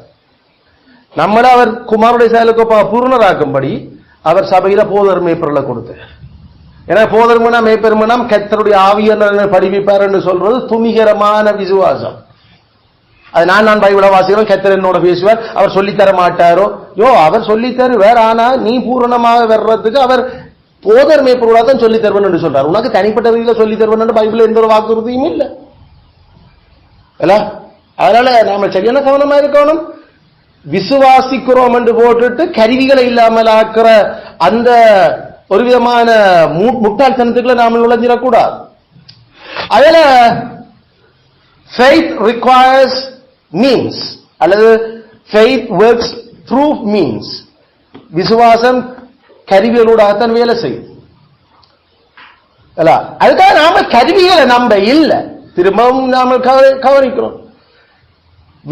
கடவுளுடைய வாக்குறுதியை கடவுளை நாம முதலாவது முக்கியமாக அவற்ற வழிகளை அவற்ற பிரமாணங்களை நாம எங்களுடைய வாழ்க்கையில கொண்டுராம நாம மருந்தையும் டாக்டரையும் நாம கருவியலையும் நாம முதலாவது தூக்கி வச்சோம்னா அங்க விக்கிரகாராதனை நடந்து கொண்டிருக்கு. விக்கிரகாராதனை நடக்குது. கருவி முக்கியம், விசுவாச கருவிகளை இல்லாமல் ஆக்கல. ஆனா விசுவாசமே இல்லாம கருவியை பயன்படுத்த இயலாது. அதாவது கடவுளுடைய வார்த்தையே நாங்கள் நம்பாம கருவிகளை முதன்மை கொடுத்து கொண்டிருக்க இயலாது. அதுல நாங்கள் சொல்றோம், எங்களுடைய வாழ்க்கையில கடவுளை அனுமதிக்கிற ஜாபம் பராமரிப்பால் அவர் அனுமதிச்சு கொண்டிருக்கிறார். பராமரிப்பு கடவுளுடைய மக்களுக்கு விசேஷித்த முறையில வேலை செய்யுது. இப்ப குறிப்பிட்ட சூழ்நிலை எங்களோட வாழ்க்கையில கர்த்தர் அனுமதிக்கல, அத வேதத்தினுடைய பொதுவான சத்தியங்களை நாம விளங்கிக் கொள்ள வேண்டும். ஏன் இப்படிப்பட்ட விஷயங்கள் எங்களை சூழ்ந்து கொண்டு இருக்குது. அப்ப எங்களுக்கு தெரியும், நாங்கள் இன்னும் எஞ்சிய பாவத்தோட வாழுறோம். பாவத்தால எங்களுக்கு தீமையான விஷயங்கள் வருகிறது. ஆகிய இந்த உலகத்துல கடவுளுடைய சாபம் வேற இருக்குது. கடவுள் இந்த சாபத்தை இன்னும் அவர் முழுக்க அகற்ற இல்லை. ஆகையால எங்கட பாவத்தால கடவுள் பூமியை சபிச்சு விட்டு இருக்கிறார். ஆகையால சாபமும் பாவமும் சேர்ந்து அது எங்களை சூழல் இந்த பூமியில இன்னும் பிரசன்னத்துல வாழ்ந்து கொண்டிருக்கிறோம். அப்படிப்பட்ட சூழல்ல கர்த்தர் எங்களுடைய பாதுகாப்பாயும் எங்களுடைய நிழலாயும் எங்களுடைய ஆதரவாயும் எங்களுடைய வெளிச்சமாயும் அவர் எங்களுடைய பக்கத்துணையாயும் இருப்பன் என்ற வாக்குறுதிகள் இருக்கேக்கல எங்களோட வாழ்க்கையில தீமைகள் எங்களை மூடி மேலமா சூடுண்டா நாம செய்ய வேண்டியது கருவி எங்க இருக்கு தேடுறது இல்லை. கர்த்தரத்தை நாம முதல் தேட வேணும். கர்த்தர் வாக்கையத்தான் முதல் பார்க்கணும், என்ன இதுல நடக்குது. எங்களுக்கு ஸ்கேன் பண்ணணும், எங்களுடைய வழிகளுக்கு சோதிக்கணும். என்னத்துக்கு இந்த ஓம் பாவம் இருக்குது, சாபம் இந்த பூமியில இருக்குது. ஆனா ஏன் எங்களுக்கு மட்டும்? ஏன் மற்றையாக்களுக்கு இல்ல? ஏன் அது எங்களுக்கு மட்டும்? ஏன் இந்த நேரத்தில் எங்களுக்கு? அப்ப தேவன் ஏதோ கதைக்கிறார். அப்ப எங்களோட என்ன பராமரிப்பு கடவுள் கதைக்கிற ஒரு முறை. அந்த ரீதியில எதிலையும் தேவனையும் அவற்றை ராஜ்யத்தை முதல் யோசிக்காம கருவிய நாட வலிக்கிட்ட அது ஆசாவுக்கு சொன்னதா? நீ உண்ட வருத்தத்துல பைத்தியத்தை தேடிக்கொண்டிருந்த நீ என்ன தேடி நீ முதல் நீ மருந்தையும் டாக்டரையும் தான் முதல் வச்சேன். அதுக்குதான் அந்த டாக்டர், இதுக்குன்னா இந்த ஸ்பெஷலிஸ்ட். இவரண்டா இப்படி சில பேரோட கதைச்சா ஸ்பெஷலிஸ்டோட பேர்களும் இதெல்லாம் பக்கம் வரும். ஆனா வேதவசனத்துக்கு ஒரு கோதாரியும் வராது. இதெல்லாம் இவ்வளவு வாழ்க்கையில வருத்தங்கள் இல்லாம வேற என்ன இருக்கு? இங்க என்ன நடக்குது? கத்தற்ற வார்த்தையில முதன்மையிடமும் கத்தற்ற வார்த்தை வாழ்க்கையில குறைவு. முதன்மையிடம் இல்ல, கருவிகள் முதன்மையிடமா இருக்கு. விக்கிரக ஆராதனை, விக்கிரக ஆராதனைக்கே தண்டனை, பெரிய தண்டனை. அதுல சரியான காரணம். விசுவாசம் கருவிகளை இல்லாமலாக்கேல என்றது சத்தியம். அது நேரம் விசுவாசமே இல்லாம கருவிகளை மட்டும் நாடுறது விக்கிரக ஆராதனை. இப்ப இந்த இடத்துல சவுல் தாவீதுக்கு போத்து விட்ட அந்த போர்க்கலங்கள் உண்மையில தாவீது சவுலிட்ட தான் அந்த ஆடைகள் இருக்குது. மேபி ஜோனத்தானிட்ட வேற ஏதாவது இருந்திருக்கலாம். ஆனா கவசம் இதெல்லாம் ஜோனத்தானிட்ட பட்டயம் ஒன்று பற்றி தான் பைபிள் எங்களுக்கு அது இருக்குது. ஜோனத்தானிட்ட இருந்தது. ஆக அரசனா தான் படைக்கு முன்னுக்கு நிக்க வேணும் என்ற மனுஷன் போட்டு இருந்த அந்த நாம தலைச்சீரா மார்க்கவசம் இதுகள் எல்லாத்தையும் இப்ப தூக்கி அவன் போறோன்னு முடிவு வந்து அவனும் இவனுக்கு ஒரு ப்ரூஃபும் கொடுத்துட்டான். அதுல அந்த ப்ரூஃப் வந்து சிங்கத்தையும் இதெல்லாம் அடிச்சா இதெல்லாம் ஒரு விஷயம் இல்ல, நான் போறேன். அப்ப இப்ப அடுத்ததான் அப்ப என்ன செய்தால், ஓம் ஐயா சரி, அப்ப நீ போறன்னு சரி, ஆனா பொருத்தமான அந்த அணிகலங்களோட போறாப்பா, கருவிகளோட. அதுல பொருத்தமான கருவிகள் அந்த வேலைக்கு பொருத்தமா இருக்கிறது அவன் போட்டு விட்டான். ஆனா அந்தந்த ஆளுக்கு ஃபிட் ஆகணும். அதாவது ஃபிட் மீன்ஸ் என்று சொன்னோம், பொருத்தமாக இருக்கணும். அந்த கருவி போட்டு பார்த்து நடந்தா அவனுக்கு ஃபிட் இல்லையா? அது அந்தந்த ஆளுக்கு ஏற்ற மாதிரி தானே செய்யறாரு. அப்ப அப்ப ஒன்றும் செய்யல. அப்ப சிலவழில கருவி கொடுத்தனால அது ஃபிட் இல்லையா? அப்ப ஃபிட்டான கருவியை கொடு. கம்ப்யூட்டர் கொடுத்துருக்கான் வேலை செய்யறதுக்குண்டா அது ஓன் பண்ணுறதுக்கு 1 மணி நேரம் எடுக்கும். பிறகு ஒரு டைப் பண்ணி கொஞ்ச நேரத்தில் கிருண்டு அப்படியே ஸ்டக் ஆகிருக்கும். கேட்டா கருவி கொடுத்துருக்கிறார் நம்ம ஆபீஸ்ல. அப்ப இதான் நம்முடைய செய்கிற சில விஷயங்கள் எல்லாம். வாகனம் கொடுத்துருக்கணும் அவருக்குண்டா அது ஓடினா கொஞ்ச இடத்துல கர்ன்னு சத்தம். பிறகு அது மைலேஜ் ஒழுங்கா கொடுக்காது. அதை யூஸ் பண்றவரை நாம பேசாம வேற ஏதாவது செய்யலாம். வேற ஏதாவது வாகனத்தை நாம போய்கொள்ளலாம். அப்ப கருவி கொடுக்கறதுனா பொருத்தமான கருவியா இருக்கும். நான் கடை கொடுத்திருக்கிறேன் அவருக்கு அந்த வேலை செய்யறதுக்கு. அது மலைக்கெல்லாம் எல்லாம் எல்லாம் பிரச்சனை போட்டது தகரம். அந்த வெயிலுக்கு அது தகரத்துக்குள்ள இருந்து என்ன செய்கிறது? அது உள்ள நாட்டு வெயில் எல்லாம் மண்டைக்குள்ளாக்கி கடைசியில உடல் சுகத்துக்கும் ஆளுனுடைய பலத்தையும் செலவழிக்க பண்ற இதான் கருவி. அப்ப பொருத்தமா இருக்கணும், கருவி பொருத்தமா இருக்கும். சவுல் தாவீதுக்கு அந்த கடமையை அவன் நிறைவேற்றினான். இருந்தது இதுதான் ஐயா, நான் போடுறேன். அந்த தாவீது போட்டு பார்த்து அவன் வேண்டாம், எனக்கு கடவுள் என்னோட கூட இருக்க தாவீது சொல்லு. அவனை அதை ஏற்றுக்கொண்டான். ஓகே போட்டுக்கொண்டு போறேன். ஆனா போட்டு இல்லைன்னா அவனுக்கு அந்த அது ஃபிட் ஆகல. இது எனக்கு இடைஞ்சலாத்தன் இருக்கும் போல இருக்கு. ஆகிலும் இது எனக்கு ஃபிட் ஆகல. இது வேணா நான் வளமையா பயன்படுத்துற இதுகளோட போறேன், அந்த கருவிகளோட பார்ப்போம். எனக்கு வாழும் இதுகளும் எல்லாம் பிடிச்சும் பெருசா பழக்கம் இல்லை. ஆனா சிங்கம் புலிக்கு நான் இந்த கவன் தான் யூஸ் பண்ணேன். அதுல அதை நான் யூஸ் பண்ணறேன். அதுவும் ஒரு கருவி. விசுவாசம் ஒரு நாளும் கவன் எறிகிற கவன் கல்லோ கூழாங்கல்லையோ விட்டுடையல. அது எடுத்தது. அதுக்கு ஏன் 6 எடுத்தவர், ஏன் 4 எடுக்கல, ஏன் 3 தேவையான அளவு அவன் எடுத்துக்கொண்டான். பையுக்கு நிறைகிற கூடிய அளவுகள். அதோடு சில பேர் ஒவ்வொரு கூழாங்கல்லுக்கும் ஒரு விளக்கம் சொல்லுவீங்க. இப்படி எல்லாம் கணக்க பிரசங்களும் கேள்விப்பட்டாங்க. ஐயோ, அப்ப இதெல்லாம் அந்த விஷயமே விளக்கல. ஏன் இது நடக்குது? ஒரு சண்டையில ஒன்று மிஸ் ஆனா அடுத்தது அப்ப சரி இது 5 6 வச்சு தாண்ட அதுக்கே போடும்.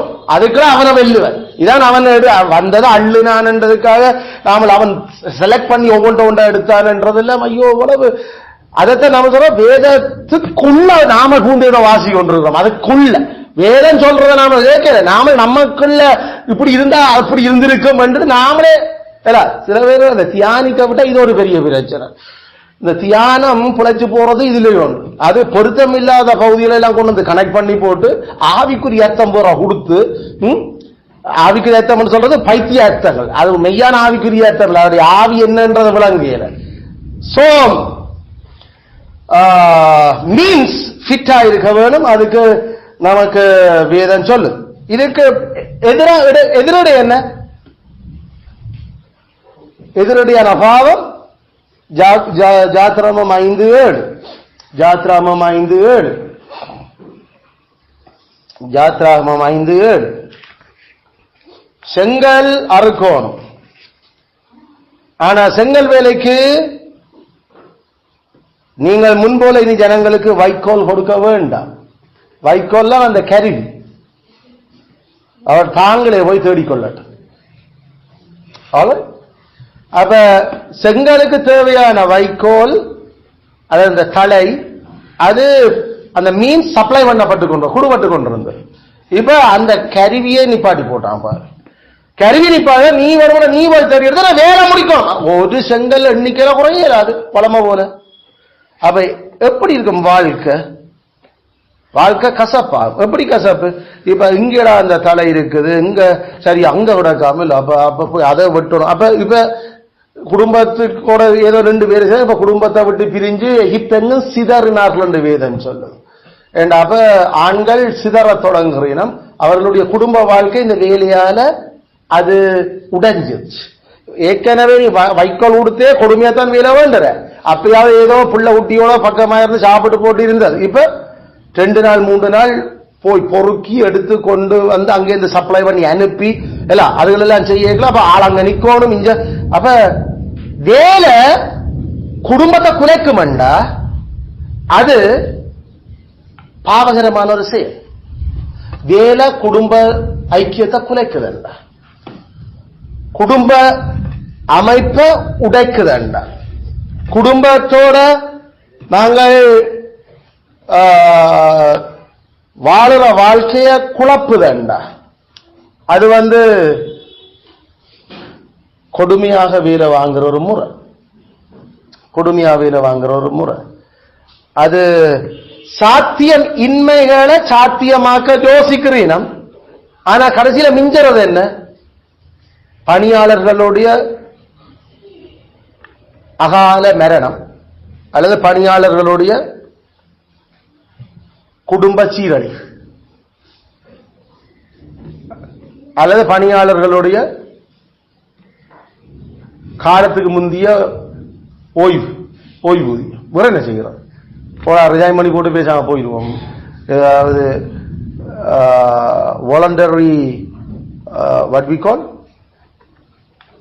VRS, voluntary retirement scheme. விருப்பத்தோட தன்னார்வமா நாம ரிட்டையர் பண்ணிட்டு போயிடுவோம். இது இப்படி கிடந்தா ஐயோ வர்றவா இல்ல. என்னத்துக்கு உழைக்கிறோம்? கர்த்தருடைய நாமத்தின் மகிமைக்காக அந்த பூமி ஆளுறதுக்கு. அந்த ஆட்சிக்கு யாரும் தேவை? ஏவாளும் தேவை, பிள்ளைகளும் தேவை. ஏவாளும் பிள்ளைகளையும் விட்டு பிரிஞ்சு ஒரு உழைப்பு ஒன்று செய்ய வழி கிடைக்கல. அவர்களுக்கு அந்த உழைப்பினுடைய பலன் வந்து போகும். ஆனா கடைசியில் ஆள் இல்லை என்ற அப்படி ஒரு வேலை. அந்த கடைசியில எஜமான்கள் தங்களுடைய வேலைக்காரருடைய அந்த பலத்தையும் சுகத்தையும் கவனத்தில் கொள்ளல. தங்களை குடும்பம் அப்படி பிரச்சனையாக கேட்கல. என்ன ஃபீல் பண்ணுகிறேன்? நாம பிழை விட்டுட்டோம் ஐயோ அல்ல. இப்படிப்பட்ட அந்த எஜமான்களை பார்க்கல அவரோட குடும்பத்துல டிவோர்ஸுகளும் அவரோட குடும்பத்துல மனசி பிள்ளைகளுக்குள்ள ஒரு ஐக்கியமின்மைகளும் அவளுக்கு அப்படித்தான். அந்த வேலையாண்டு இருக்கிற ஆக்கள் கடைசியில குடும்பத்துல பிரச்சனையா இருக்கிறீர்கள். சில வேளையில குடும்பமா இருப்பினும் குடும்பத்து கல்யாணம் செய்திருப்பினும் ஆனா தனிச்சு அவ வேறொரு இடத்துக்கு வேலைக்காக போய் வேலை செய்யல. அவர்கள் தங்களோட குடும்பத்தை விட்டுட்டு வந்த மாதிரி அந்த லோக்கல்ல இருக்கு வேலை செய்யறோம், குடும்பத்தை விட்டுட்டு நிக்கணும் என்ற மாதிரி ஒரு மேனேஜர்ல வேலை செய்விப்பினார். அதாவது நாங்கள் வேலை செய்யல கிளிநொச்சியில. அப்ப தென்பகுதியிலிருந்து வந்து வேலை செய்கிற ஆட்கள் ஆஃப்கோர்ஸ் குடும்பத்தை விட்டுட்டு வரணும். ஆனால் சனிக்கிழமை போகலாம். அப்ப தாங்கள் இப்ப ஃப்ரீ சமைக்கிறதுக்கு ஒரு ஆட்கள், சாப்பாடு சென்ற வாட்டில் வேறு, முறைப்பு வைக்கிறதுக்கு விஷயங்கள் இருக்குது. அதனால வேலையில மட்டும் போக்கஸ் பண்ணலாம். இப்ப வேலையில நீ போக்கஸ் பண்றபடியால வேலை செய்ய வாரவனுக்கு குடும்பம் குட்டி இல்ல, இந்த பக்கத்துல இருந்து வாரவனுக்கு. அப்ப அவர்கள் அதிக சில வேலையில அந்த மறந்து அது ஓவர் டைம் வைப்போம். இதே இது நீ மனசி பக்கத்துல வீட்டுல இருந்தா நீ என்ன செய்வா? பிள்ளைகளோட போய் எல்லாருக்கும் மனசி சத்தம் மூலம் போவோம். இப்ப அந்த விதமான அழுத்தங்கள் இல்லாதபடியால இங்க அதுகளை போட்டு சனிக்கிழமை வேலை, அந்த வேலை ரெண்டு போறதுல ஃபேமிலி ஐக்கியங்கள் எல்லாம் உடைஞ்சு போச்சு. அதனால இதுல நாங்கள் கிறிஸ்தவர்கள இந்த சத்தியங்களுக்கு முரணாக இது போகுது. நீ வேலை கொடுக்க வந்தது, குடும்பங்கள் நல்லா இருக்கிறது, கடைசியே குடும்பமே இல்லாம போற அளவுக்கு என்ன வேலை செய்வீங்க? அதனால ஓவர் டைம் போட இயலாது, ஓவர் டைம் வேண்டாம். அல்லது அதுக்கு சரியா பிளான் பண்ணி மாசத்துல ஒரு நாள் மட்டும் சொல்லு. இந்த ஒவ்வொரு சனியும் மேலாது அது சரி வராது. இந்த மாதிரி ஏண்டா உடல் நலங்கள் கெடுது, குடும்பங்கள் உடையுது. உண்மை பார்வம் கொடுத்த அந்த தந்திரமாயம் அதுதான் ஸ்ட்ராட்டஜி. கருவியால் கொடுக்காத அவங்களே தேட சொல். இந்த கருவி கூட வரும், ஆனா குடும்பம் உடையும். சரியான பிரச்சனை. சில பேர் வவுனியா ஜாழ்ப்பாணத்தாக வவுனியால வேலை செய்யணும் என்று சொன்ன மனுஷி பிள்ளைகள் குடும்பங்களோட இருக்கிற அந்த அந்த அந்த வேதபூர்வமான சிந்தனை விளங்கின மேனேஜர் மாதிரி என்ன செய்வோம்? நாங்கள் ஒவ்வொரு நாளும் வந்து போவோம். சரி, அப்படித்தான் இல்ல, சரியான இதை இருந்துட்டு ஒரு நாள் 2 நாள் நாங்கள் அங்க ஸ்டே பண்ணாலும் மற்றதுகள் எப்படியோ எங்களோட குடும்பம். ஏண்டா இந்த பூமியில எங்களுடைய தலைமுறை குடும்பம் மனுஷி பிள்ளைகளை கத்தருக்களை சரியா வளர்க்கிறதும் என்ன நடக்குன்றது தன் சொந்த குடும்பத்தை சரியா நிர்வகிக்காதவன் என்னென்று சபையை நடத்துவான் மட்டும் இல்ல, என்னென்று நாட்டை நடத்துவான், என்னென்று கம்பெனியை நடத்துவான். சபையே நடத்துறதுக்கு தகுதி இல்லாம போய்களை சொந்த குடும்பத்தை அவனுக்கு நிர்வகிக்காதவன் இந்த உலகத்திலேயே மிக உன்னதமான இன்ஸ்டிடியூஷன் சேர்ச் தான், நித்தியத்துக்கு இருக்க போற கம்பெனி, அந்த கம்பெனி. அதுக்கே ஒரே தகுதி சொந்த குடும்பத்தை அவனுக்கு நடத்தணும். அதனால மற்ற இன்ஸ்டிடியூஷன்ஸ் அது எவ்வளவு கவனம் வேண்டாம். இந்த தற்காலிக உலகத்தில் அதுகெல்லாம் அவசியம். குடும்பம் இது வீட்டுக்கே வாரதில்லை, அங்கேயே கிடந்து வேலை செய்ய. அப்ப என்ன நடக்கும்? அங்க வேலை, அங்க இருக்கிற குடும்பக்காரரை ஓவர் டைம் செய்ய, மீட்டிங் வைக்கிறன், monthly meeting, sales meeting, promotion meeting, அந்த மீட்டிங் சொல்லி 8 மணி 9 மணி வரைக்கும் வச்சு ஆம்பளை பொம்பளை என்ற எல்லாரையும் ஆபீஸ் ஸ்டாஃப்ஸ் என்றபடியா வச்சிருந்தா இதுக்கு காரணம் என்ன? உண்ட குடும்பத்தை நீ ஒழுங்கா பார்க்க. அப்ப இதெல்லாம் பெரிய பிரச்சனை. நாம ஊழியர்களுக்கு மிதமான வேலை கொடுக்காத தன்மை. ஊழியர்களுக்கு மிதமான வேலை என்றது நெடுக வாராவாரம் இரவு வரைக்கும் வேலையை வச்சு மீட்டிங் வச்சு கொண்டிருக்கிறது இல்லை. ஏன்னா அது குடும்பம் உடைய குடும்பத்துல ஐக்கியம் இல்லாம போகுது. அதனால சரியான கவனமா இருக்கவன். நாம சில வேளையில அதுகள் இந்த 5 அது இருக்குது. அதே நேரம் ஃபிட்டான மீன்ஸ் நாம வாட்ச்மேன் நாம ஒர்க்குக்கு போறோம்னு சொன்ன வாட்ச்மேனாக நாம வேலை செய்யல. இரவுல நமக்கு என்ன வேணும்? இரவுல அந்த இருட்டுக்களை நாம போய் நடமாடி திறதுக்கு என்ன தேவை? கட்டாயம் ஒரு டோர்ச்சே கொடுக்காம வாட்ச்மேன் வேலை செய்யண்டா. அப்ப அங்க ஃபிட்டான கருவி கூட உடையல. ஒரு டோர்ச்சுக்கு பேட்டரி பண்றதுக்கு காசு கொடுக்காத எஜமான் எல்லாம் ஒரு எஜமான். அப்ப அவன் தன் வேலையை என்னென்று செய்வான்? எங்கேயோ சத்தம் கேட்கணும், அடிச்சு பார்க்கறதுக்கு ஏதாவது டோர்ச் வேணும், அல்லது ஏதோ ஒரு கரண்ட் நின்றுட்டு ரெக்கண்டு பாக்குறது கையில. அப்ப இதெல்லாம் நான் சொல்றேன், ஃபிட் மீன்ஸ் என்றது அது சின்னனோ பெருசோ அது அந்த விஷயங்கள் இருக்கவ. பிள்ளைக்கு பென்சில் கூறு உடைஞ்சதுன்னா அதை தீட்டோட கட்டாயம் கட்ட வேணும். அல்லது பேரண்ட்ஸ் அதுக்கான இன்னொரு கருவியாக அதை செய்து திட்டி என்ன 2 பென்சில் கொடுத்து அனுப்பி இருக்கோம். அப்ப பொருத்தமான கருவிகளை கொடுக்காம நாம பிள்ளைகிட்ட வேலை வேண்டுறதுக்குள்ள அது நாங்கள் அவர்களுக்கு நீதியும் ஒப்புரவமா நாமல் நடக்க இல்லை. நீதியும் ஒப்புரவமா நாங்கள் நடக்கிறோம் இல்லை. நீதியும் ஒப்புரவமா நடக்கிறோம் இல்லை. அதனால சில பேருக்கு நீதி ஒப்புரவு தங்களுக்கே நடக்கிறது இல்ல, தன் சொந்த குடும்பத்துக்கே நடக்கிறது இல்லை. அதனால அவர்கள் தங்களை மாதிரி தான் மற்றையாக்களை நடத்த யோசிக்கிறேன். உண்மையில அது பாவம்ன்றது விளங்கல. உன்னை போல அயலான நேசி, அதுல இருந்து நாங்கள் அப்ப படிக்கிறதுல முதல் நம்மளை நேசிக்க பழகத்தான் வேதம் எங்களுக்கு சொல்லுது. நாங்களை நேசிக்க வேண்டியது முதலாவது நான் எங்களை கர்த்தர் எங்களோட உடம்ப எங்களுடைய ஆத்மாவை அவர் சரியான வினைத்திறனோட கவனமா வடிவமைச்சு எங்களுக்கு தந்திருக்கிறார். நம்ம உடம்புக்கும் ஆத்மாவுக்கும் நாம் அவருக்கு கணக்கு கொடுக்க போறோம். அல்ல கர்த்தர் எதிர்பார்க்கிறோமாக நாங்கள் வாழ வேணும், அந்த கடமையை செய்யணும், நம்மளை நேசிக்க வேணும். அந்த நேசம் இருக்கிற மனுஷன் தான் மற்றவனும் அதே மாதிரி ஆத்மாவும் சேரம் வாழணும் என்றதை விரும்ப. அதனால மேனேஜர்ஸ் எஜமான்கள் முதலாவது தங்களை நேசிக்க இல்லை, தங்களுடைய குடும்பத்தை நேசிக்க இல்லை. அதனால அவர்களுக்கு பிரச்சனை இல்லை. ஏன் திருமணம் செய்யாம வேலை செய்யல ஒரு சில வேலைகளுக்கு அந்த வரங்கள் அதுகள் அவசியம் இல்லாம அந்த வரங்கள் இல்லாம இருக்கலாம், அல்லது அவர்களுக்கு ஏதோ வேலை பழுவி நிமித்தம் அவர்கள் வரம் இருந்தும் அதை தவிர்த்து இருக்கலாம், கட்டர் பலப்படுத்துறார். ஆனால் கல்யாணம் செய்தவன் குடும்ப விஷயங்கள் உடைக்காம இருக்கிறதுல கவனமா இருக்க மக்கள். சில பேர் கல்யாணம் செய்ய அப்ப அவருக்கு மனசில பெண்ட பிரசங்கி சொல்ல மாதிரி அவனுக்கு பெஞ்சாதியும் இல்ல குழந்தையும் இல்ல, இல்ல அவன் படுற பிரயாசத்துக்கு முடிவில்லையடா பாண்ட மாதிரி. அப்படி நாம வேலை செய்ய பழக்கிறது. நாம திருமணமான அந்த குடும்பம் அந்த ஆட்களுக்குரிய ஐக்கியங்கள் நேரங்கள் அதுகளை தேவையான கருவிகளை கொடுத்து ஆக்களை ரிலீஸ் பண்ணுறதுக்கு தான் நாம எஜமான்கள் தான் தேவை.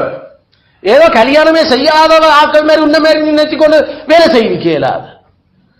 ஆகையால சரியான கவனம் நாம இதுல இருக்கணும்.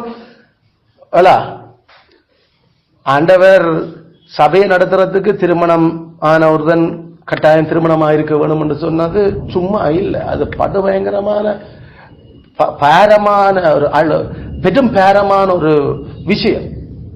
இல்லாட்டி எப்படி மனைவி எப்படி பிள்ளைகள் எப்படி கடவுளுக்குள்ள ஒரு தேவபக்தியான குடும்பத்தை கொண்டு நடத்துறதுல வர்ற நாளாந்த அந்த எஞ்சிய பாவத்தினுடைய மோதல்கள் என்ன, எப்படி திருத்தங்கள் செய்யப்படணும், எப்படி கரிசனை எடுக்கணும், எப்படி அந்த சூழ்நிலைகளை எதிர்கொள்ளணும், ஒன்றும் கல்யாணம் செய்யாத ஆக்களுக்கு இல்லை.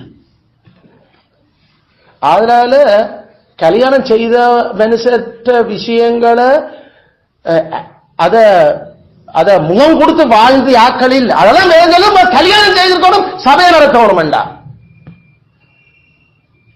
இல்லாட்டி ஐயோ அவர் இப்படி அப்படியா நாம ஜெபம் பண்ணுவோம் ஏன்னா அப்படி இருக்கிறான் அவன் புருஷனா அவனுக்கு அப்ப என்ன பிரச்சனை, மனசு இந்த விஷயத்துல என்ன கையாண்டு இருக்கிறா, பிள்ளைகள் எப்படி அதை ஒத்து விளைக்கல.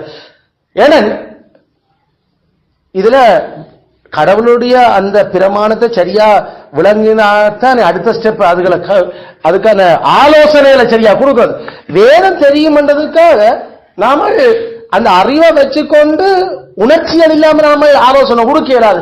அந்த அனுபவத்துக்குள்ள வேதங்களுக்கு அதான் நம்ம சொல்றோம். நம்மளுடைய உண்மை அது தீர்ப்பு சத்தியம்.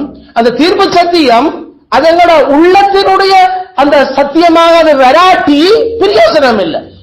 அதன் ஃபாதர்மாருக்கும் பெண்டிகோஸ்தாரனுக்கும் முழங்குது இல்லை குடும்பங்களை பற்றி. என்ன செய்யறது, அது சித்தமா இருக்குமாங்க, அது என்ன செய்யறது, எல்லாருக்கும் புருஷன் சாகுறதானே, என்ன புருஷன் சாகாதையாக்கள் இருக்குதோ ஏண்டா உனக்கு அதோட வேல்யூ அதனுடைய தாக்கம் என்னன்றது உனக்கு தெரியாது. அதுவும் 28-29 வயசுல புருஷன் காவல்ல குடும்பத்தை எப்படி நடத்துறது என்ன நடக்க போதும் தெரியாது உனக்கு. உனக்கு என்ன சமைச்சு போற ஒரு ஆயா, உனக்கு அயன் பண்ண ஒரு லோன்றிக்காரன் எல்லாம் மினுக்கி கொண்டு வலிக்கிட்டு கொண்டு போட்டுக்கொண்டு காலம் ஒரு ஊச பின்னேற ஒரு ஊச சும்மா எங்க செத்த விட்டு போய் 4 அருள் மாதிரியா சொல்றத நீ கிட்ட. ஆனா பொம்பளைகள் ஒரு குடும்பத்தாய் பிள்ளைகளோட எப்படி என்ன மாதிரி அதோட விஷயங்கள் வரப்போகுது. எத்தனை நாளைக்கு நீ உதவி செய்வ? அது சபையா இருக்கணும். சபை இருந்தாதான் தெரியும் அது நித்தியத்துல வரப்போற ஆத்மாக்கள். அதனால சொத்துக்களை வித்தாவது நாங்கள் உதவி செய்வோம். அதான் அப்போஸ்தலர் செய்தாங்க. இல்ல அப்போஸ்தலர் கொண்டு சேனம் கொடுத்து அதான் கிறிஸ்தவம். இது சும்மா அதனால இதே இதுதான் எல்லா எஜமான்களா இருக்கிறார்கள் தங்களுக்குள்ள வேலைக்காரருக்கு நீதியும் ஒப்புரவமா வேலை செய்ய வேணும். அந்த வேலை அவர்களுடைய பிளத்துக்கு மிஞ்சி அவர்களுடைய உடல் நலத்துக்கு ஊர் விளைவிக்கிற மாதிரி கடைசி வரைக்கும் இருக்கிறார். அப்படி இருந்தால் அது பாவம்.